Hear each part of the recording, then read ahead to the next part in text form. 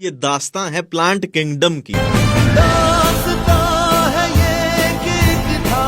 समय की बात है, एक मेल गेमीट हुआ करता था और एक फीमेल गेमीट हुआ करता था। अब गेमीट हैं तो दोनों हैप्लॉइड होंगे। अब मेल है और फीमेल है, दोनों में आकर्षण होगा, दोनों मिलन कर लेंगे। मिलन को अंग्रेजी में बोल दिया जाता है फर्टिलाइजेशन, तो रिजल्ट में बन जाएगा जाइगोट। अब ये हैप्लॉइड, तो रिजल्ट में जाइगोट बनेगा डिप्लॉइड। अब जाइगोट के पास आई दो पॉसिबिलिटी, या तो इसमें मियोसिस हो जाएगी या माइटोसिस हो जाएगी। तो अगर डिप्लॉइड जाइगोट में मियोसिस होगी तो रिजल्ट में बन जाएंगे हैप्लॉइड स्पोर्स, और जाइगोट में माइटोसिस हुई तो बनेगा एम्ब्रियो जो कि डिप्लॉइड होगा। क्यों? क्योंकि माइटोसिस हुई है। अब देखो कहानी प्लांट किंगडम की है तो अल्टीमेटली तो प्लांट को ही बनना है, पर ये वाले प्लांट देखो कितने सिंपल तरीके से बन गए, जाइगोट फिर स्पोर और डायरेक्ट बन गए, कोई डिफरेंशिएशन नहीं हुई। मतलब इनमें रूट नहीं होती, इनमें स्टेम नहीं होती, इनमें लीव्स नहीं होती। तो ऐसी स्ट्रक्चर जिसमें रूट स्टेम लीव्स नहीं होती उस स्ट्रक्चर को थैलस बोल दिया जाता है। अब थैलस से वर्ड आया थैलो, प्लांट से वर्ड आया फाइटा, तो ये बन जाएंगे थैलोफाइटा। अब इस तरफ देखो एम्ब्रियो से बन गया प्लांट,